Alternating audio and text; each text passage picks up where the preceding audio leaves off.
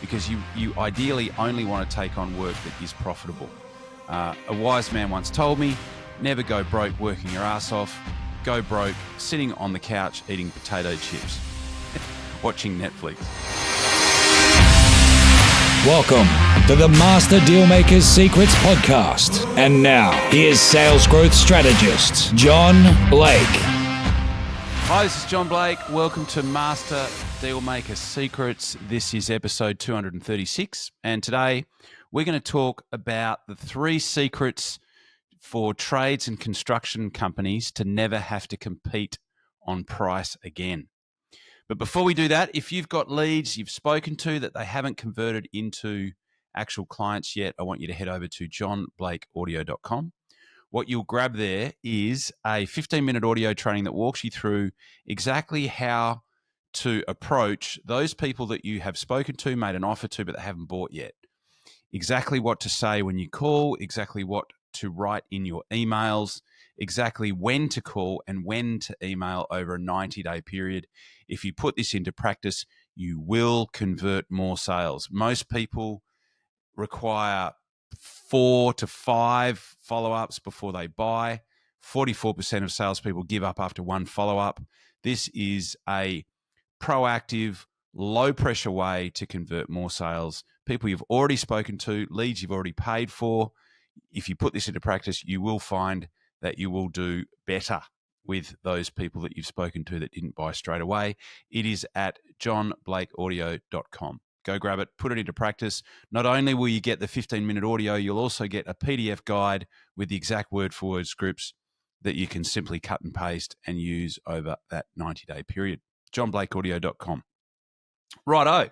So 3 secrets for trades and construction businesses to never have to compete on price again. So I speak and deal and work with a lot of trades and construction businesses, and there are effectively 3 big problems that I see. And what I'm going to give you are effectively the secrets to fixing those 3 problems. So the 3 biggest problems is, to start off with, they aren't aware of their numbers. And when I say that, they're not aware of what their profit is on each transaction. And I'm not about to go into how to work out what your profit is on each transaction, only to say that that is one of the biggest problems. So they don't know what their numbers are. So often they take on work that is unprofitable. And that is a race to the bottom and a recipe for disaster. So that is the first problem. The second problem is they don't make sales or business development a priority in their business. And the third problem is that they don't qualify, or they don't have a very good way of qualifying a new client or a new inquiry when they get it. So what we're going to talk about are effectively the 3 secrets to fixing those 3 problems. So the first one is know your numbers, in particular your profit on each job. So before or as you price a job, or ideally before you price a job, work out whether it's going to be profitable or not, because you ideally only want to take on work that is profitable. A wise man once told me, never go broke working your ass off. Go broke sitting on the couch eating potato chips, watching Netflix. So know your numbers, in particular your profit, so that you're not accepting work that is going to be unprofitable for you. The second is make sales a priority. Okay, so sales needs to become a daily conversation, at least a weekly conversation. You need to be looking at the opportunities that are in your pipeline. You need to be moving those opportunities from initial inquiry through to quote accepted or purchase order received. It needs to be a priority. You need to build it into your daily conversations and into your weekly conversations, and make activity that moves those opportunities along the road from initial inquiry through to quote accepted. You need to make those activities a priority, and you need to make people accountable to those activities. And the problem that the problem that this solves is not having enough deal flow. Because if you've got good deal flow, soon you're in a position where you can disqualify or not accept unprofitable work. If you've got enough opportunities in your pipeline, you can become choosy as to the ones that you want to accept, the ones that you know are going to be good, profitable jobs, and the ones that are not going to be profitable jobs. You can make that decision, but you can't make that decision if you don't make sales a priority. And making sales a priority is about building that into your daily and weekly conversations, weekly at least. So there should be daily accountability to tasks. There should be weekly accountability to moving opportunities from inquiry through to quote accepted or purchase order received. So that is number two. And effectively you can do that by having weekly sales opportunity meetings. That's the number one tool. Having a weekly sales opportunity meeting where everybody talks about their top 3 opportunities that they're working on and what are the next steps for each one of those opportunities to move those opportunities through your pipeline from inquiry through to quote accepted or purchase order received. The third one, and this is a qualification, and this dovetails perfectly into the other two, like knowing your numbers, making sales a priority. But when you first receive an inquiry, you can take the inquirer through a process to work out if it's, one, going to be profitable, two, whether there's enough motivation behind the reason for the work that makes this worth your time to quote on it. Because if there isn't a big enough priority, then there's a chance that they might not actually do anything. So there's 3 questions that I encourage all of my trades and construction clients to ask a new inquiry when they first come in. And the first one is, why now? So what this sounds like in a conversation would be, so, you know, what's the main reason why this needs to happen right now? So if you're dealing with a residential client, it could be, and out of interest, how long have you lived in that particular home? Oh, we've been here for 5 years. Okay, well, what makes this a priority now? What is it that, you know, why are you doing this now as opposed to when you first moved into? Now, if it's an emergency problem, like so if there's a leaking pipe or, exposed wires or whatever, that's pretty straightforward. That's something that needs to be fixed urgently. And you probably don't need to ask why, especially if there's water, spraying out everywhere or no one can get a hot shower or whatever. But if it's a residential client and someone is asking for you to do, like a new pergola or, new exposed aggregate in the driveway or landscaping work done at the front or the back, great question to ask is, so how long have you been living there for? Oh, 5 years. Okay, great. Well, so what makes this a priority right now then? So that gives you urgency. Oh, we want to put the property on the market in 3 months' time. We've got friends coming from England and we want to make sure that the house looks amazing. We are wanting to add a new room because my wife's pregnant, we're having another kid. That they are really good motivational reasons behind why they want to get the work done and why they will buy and hopefully buy from you if you get the other parts of the process right. So why now is a great question to ask. It gives you urgency. Why is this being done now? Why is this a priority? One of the best qualities that great salespeople have is that they're really good at qualifying and therefore identifying people that are willing to do something now. They're motivated to make a change to get this particular piece of work done. They're great salespeople are good at identifying people who are motivated to do something. So why now allows you to work that out. The second one is, why us? So this is an important question because why are they calling you as opposed to anyone else? And there's 2 ends of that spectrum, right? So any particular reason that you decided to contact us? Oh, I Googled landscaping, or I Googled electricians, or I Googled plumbing, right? That's at one end of the spectrum.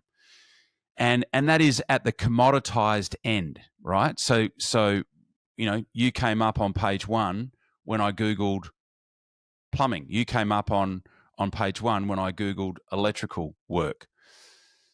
So that's one end of the spectrum. The other end of the spectrum, the more qualified end of the spectrum, is my brother used you guys and said you were fantastic. Oh, you came highly recommended from my best friend Sue, who used you for her renovation last November, and she said you had a fantastic result. Now you know, okay, why now? Okay, you've got motivation behind why they want to do it. Why us? How well are we positioned in the eye of the buyer?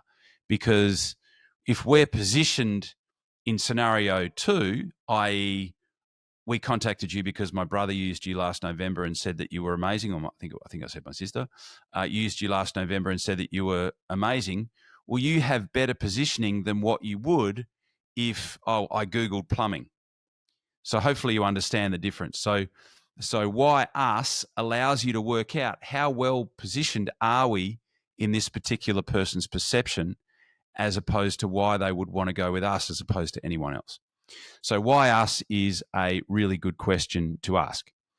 And the third question is, why specifically do you want to do this? So why specifically do you want to put a pergola out the back? Why specifically do you want to put new decking in your backyard? Why specifically do you want to add another room? And what this does is that it allows you to uncover assumptions that might be false. They might be wanting to do a particular thing, and it might actually be better accomplished using a different approach. And so it's hard for me to come up with an example for all of these, but for example, they might want to do that. They might have a particular plan for, let's just use decking as an example. So they want to put decking out the back. What sort of decking do you want to use? Oh, I want to use this particular type timber. Okay. Or I want to put decking all around this particular part of my backyard. And you go out there and you have a look and you go, oh, okay. Well, have you considered doing it this way? Because that'll actually give you a better result and it'll actually be more cost effective. Oh, I never thought of that. Right. So if you don't ask that question and you were to perhaps look at the other two people that came out and quoted, they'll just quote what the client said that they wanted. They won't actually dig deeper and say, oh, well, why do you want to do it that way? What's your end result? What's your end goal for this particular part of your home? Why do you want to do it this particular way? And you uncover what it is that they ideally want as an ideal outcome, and then you realize that perhaps there's a different way to accomplish that, a more cost-effective way of accomplishing that, or a way that they will get a better result. The other example of this is if you were a subcontractor for a builder, and the builder says, okay, these are the electrical plans, these are the plumbing plans. You might look at those plans and you might be competing against two other trades businesses for that business, and you look at the plans and you spot 2 or 3 errors, right? Now, you might be able to go, well, actually, I've looked at the plans and there's, and I know you said you're talking to 2 other companies. Did you know that there are some errors with this particular plan? There's some things that are going to turn into variations. Well, now, again, in terms of the way that they're perceiving you, because you've spotted something, you've added value, you've potentially helped them to avoid looking bad. Now they're seeing you differently, as opposed to this level playing field where I'm getting 3 quotes and I just want to get the lowest possible quote. So there are 3 ways that you can create a different perception to your company in a situation where someone's getting 3 quotes as opposed to your competitors. So the first one is being in a situation where you can pick and choose by knowing your numbers and knowing your profit. The second one is making sales a priority. So again, having enough deal flow and optimizing your funnel so that you can be a little bit more choosy and work out which jobs you want to go for, as opposed to the ones that are unprofitable and the ones that you don't want to go for. And then the third one is asking those 3 questions to create separation and a point of difference and an elevated perception of your business and your ideas and your approach as opposed to your competitors. So I hope that helps. Covered quite a lot of ground there. And then just to recap those 3 questions: why now to uncover urgency? Why us as opposed to any other people that they could talk to about this particular job? And why this? So uncovering preconceptions, misconceptions, ways that you can add value, other ways that you can help them avoid problems, and creating separation in the way that they perceive you in the process. So I hope that helps.